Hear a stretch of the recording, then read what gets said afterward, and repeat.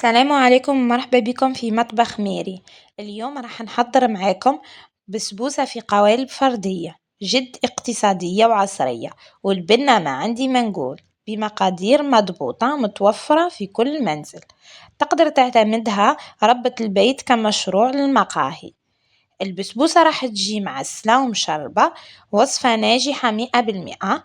خليكم مع المقادير وكيفية التحضير. مشاهدة ممتعة للجميع. قبل ما نبداو ما تنسوش الاشتراك في القناة والإعجاب بالفيديو. نبدأ على بركة الله بتحضير الشربات. عندنا كأسين سكر عادي، الكاس اللي قسنا بيه بتاع 220 مليلتر، و4 كؤوس ماء وشريحة ليمون. نحرك السكر مليح ونحط الكسرونة على نار متوسطة كي يبدأ الماء يغلي. نحسب 12 دقيقة ونطفي عليها.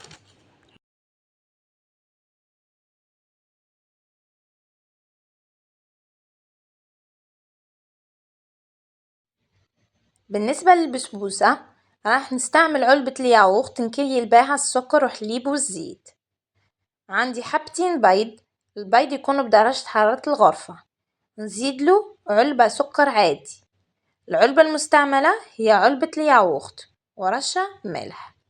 نخلط المكونات جيدا بالخلاط اليدوي، واللي تحب تستعمل الخلاط الكهربائي لربح الوقت تستعمله، واللي ما عندهاش تدرب مليح بالفوي. الآن نضيف علبة زيت، دائما العلبة المستعملة هي علبة الياغورت. نبدأ نحط بكميات قليلة ونخلط حتى نكمل كامل الكمية، دائما مع التحريك المستمر.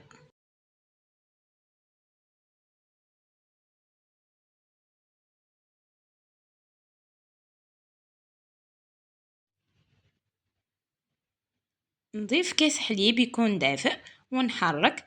بعد نتوقف عن التحريك ونضيف ملعقة كبيرة مبشور الليمون وملعقة كبيرة فانيلا، ونخلط المكونات مليح حتى تندمج مع بعضها البعض. نضيف ملعقتين كبار معمرين فرينة وملعقتين كبار معمرين من جوز الهند.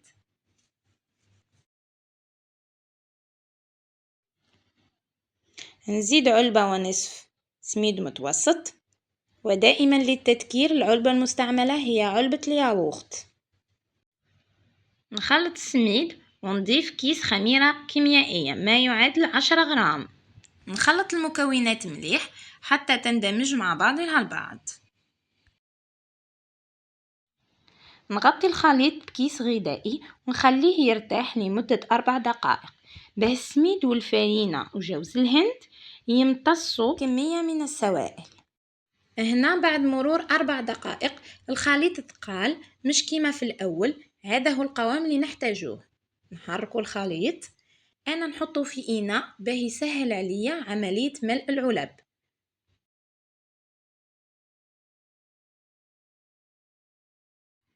جبت صينية حطيت فيها القوالب الفردية اللي جاية على شكل مربع، وانتم استعملوا أي شكل حبيتوا. كيما قادرين تفرغوا الخليط في مول تاع 30×20 وتمدلك نفس النتيجة. نبدأ بملء القوالب، لكن ما تعمريش للفوق، حوالي 3/4، بمعنى كل قالب ناقص صباع، لأنه فيهم الخميرة الكيميائية بعد راح يزيد يرتفعوا. نواصل ملء القوالب. في هذه الأثناء شعلت الفرن من تحت. هذه الكمية خليتها، حبيت نديرها في قوالب زجاج. الكمية اللي درتها تخرج لي 15 حبة، 15 مقالب فردي. لأصحاب المشاريع ما عليكم غير تضاعفوا الكمية فقط. كي نكمل ملء القوالب ندخل الصينية للفرن. كما قلت لكم شعلته مسبغا من تحت، كي نشوفهم صفاروا في الجوانب نشعلهم من الفوق.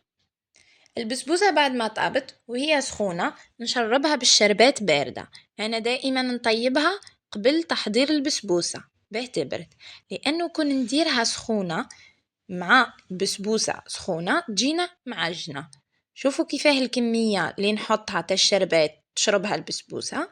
وهذا دليل على أنها خفيفة، لأنه كون جات تقيلة معجنة تبقى الشربات من الفوق ما تشربهاش. نمروا لمرحلة التزيين. أنا عندي جوز الهند ولوز وشوكولاتة. نحط جوز الهند، شوكولاتة على شكل خطوط، وحبة من اللوز. التزيين يبقى اختياري، انتوما وش متوفر عندكم في المنزل. حبيباتي، نكمل تزيين قوالب البسبوسة ونتلاقاو في صحن التقديم إن شاء الله. وصفة نهار اليوم واللي هي البسبوسة الفردية راهي واجدة معانا. شوفوا كيفاه جات محمرة وبنينة بزاف. نقسم معاكم حبة، شوفوا كيفاه خفيفة ومشربة ما شاء الله. نتمنى الوصفة تكون نالت إعجابكم وتجربوها. تخليونا آراءكم في التعليقات. إلى الملتقى إن شاء الله في وصفة جديدة. دمتم أوفياء للقناة ومع السلامة.